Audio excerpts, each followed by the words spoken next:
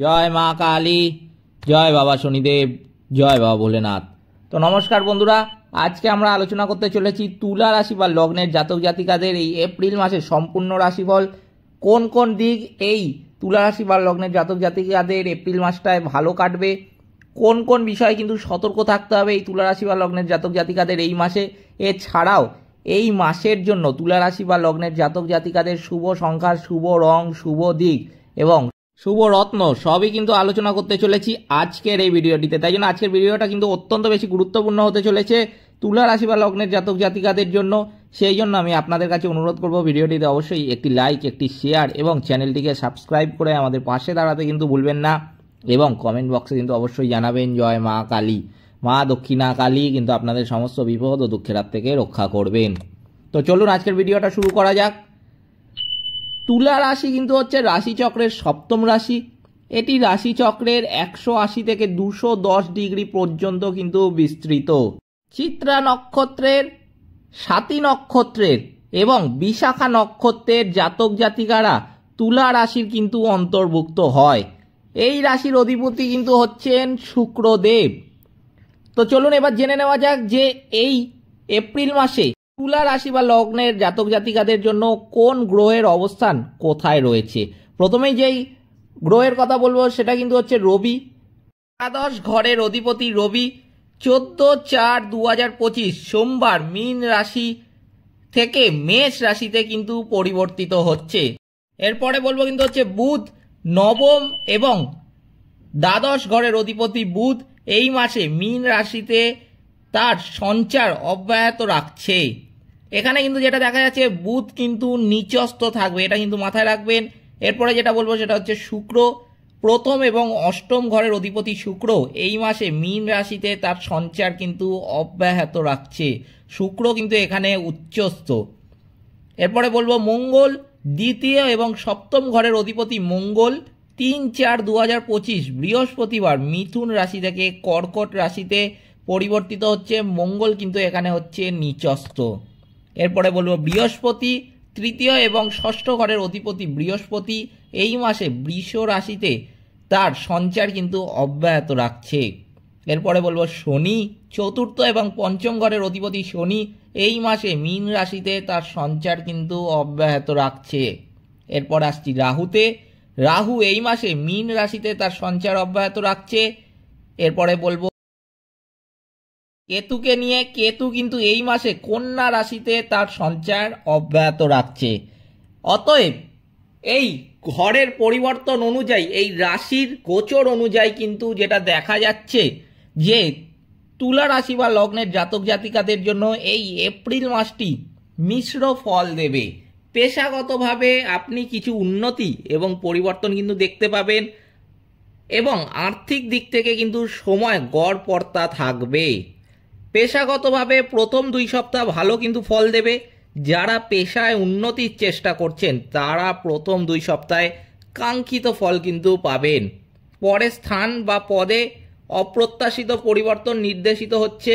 এটি কয়েক মাসের জন্য কিছু কাজের চাপ দিতে কিন্তু পারে এই তুলা রাশি বা লগ্নের জাতক জাতিকাদের।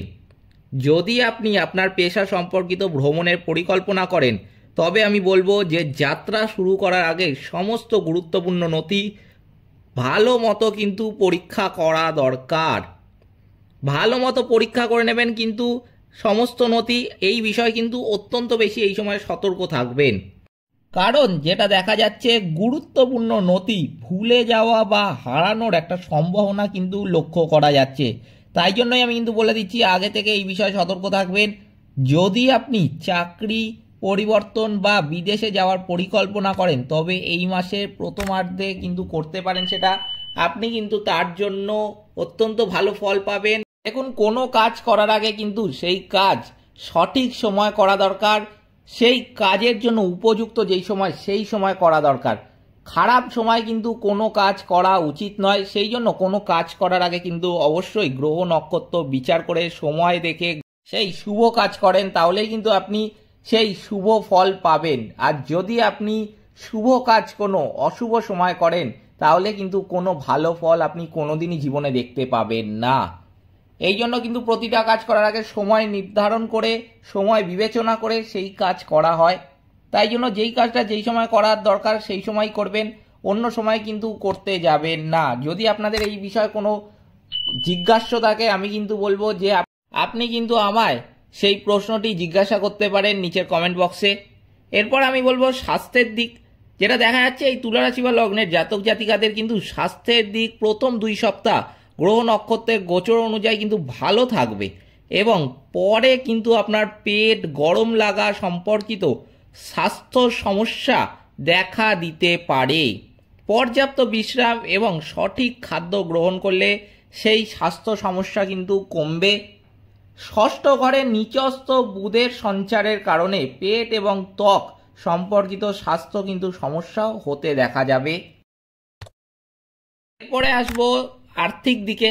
আর্থিক দিক কেমন কাটবে সেটাই কিন্তু সবচেয়ে বেশি জিজ্ঞাসা হয়ে থাকে তুলা রাশি বা লগ্নের জাতক জাতিকাদের। সবচেয়ে বেশি চিন্তার কারণ কিন্তু হয় এই আর্থিক দিক।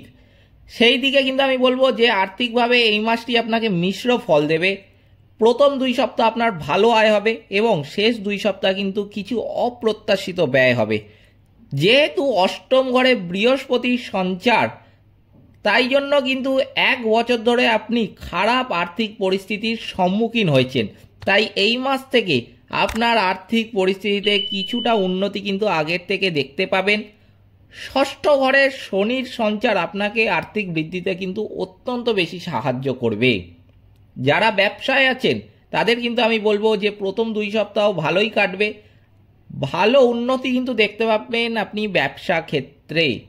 বিনিয়োগের জন্য এই মাসের 14 তারিখের মধ্যে করলে অবশ্যই কিন্তু সেই বিনিয়োগের জন্য আপনি ভালো ফল পাবেন।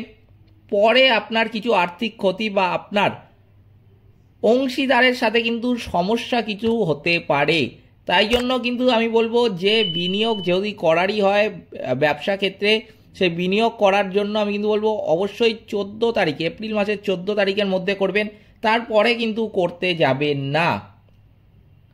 দশম ঘরে নিচস্থ মঙ্গলের সঞ্চারের কারণে আপনার ব্যবসায়িক অংশীদারের সাথে কিন্তু কিছু সমস্যা এবং ব্যবসায় কিন্তু ক্ষতি হওয়ার একটা সম্ভাবনা লক্ষ্য করা যাচ্ছে। এই মাসের দ্বিতীয় সপ্তাহে আপনার সঙ্গীকে অর্থ দেওয়ার কিন্তু সম্ভাবনা রয়েছে। শিক্ষার্থীদের জন্য কিন্তু আমি বলবো যে ভালো সময় থাকবে এই এপ্রিল মাস, কারণ তারা কাঙ্ক্ষিত ফল এবং ভালো শিক্ষা লাভ করবে। শেষ 2 সপ্তাহে আপনার কিছু বাধা কিন্তু থাকতে দেখা যাচ্ছে, তাই কাঙ্ক্ষিত ফল পেতে কঠোর পরিশ্রম কিন্তু করুন এখন থেকেই। যারা বিদেশে উচ্চশিক্ষার জন্য কিন্তু চেষ্টা করছেন, তাদের যোগাযোগের ত্রুটির কারণে সেই প্রতিষ্ঠানগুলির সাথে কিন্তু কিছু বিলম্ব হতে পারে।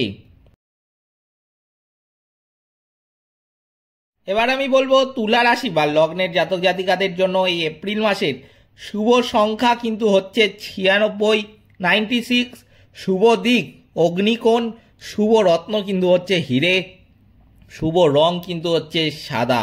তাই জন্য আমি এপ্রিল মাসে তুলা রাশি বা লগ্নের জাতক জাতিকাদের কিন্তু বলবো যে পকেটে একটা সাদা রঙের রুমাল কিন্তু সবসময় রেখে দেওয়ার চেষ্টা করবেন। বিশেষ করে আপনি যদি শুভ কাজে কোনো যান, অবশ্যই কিন্তু সাদা রঙের একটা রুমাল পকেটে রেখে দেবেন। এছাড়াও বাড়িতে সাদা রঙের ফুল গাছ কিন্তু লাগাতে পারেন।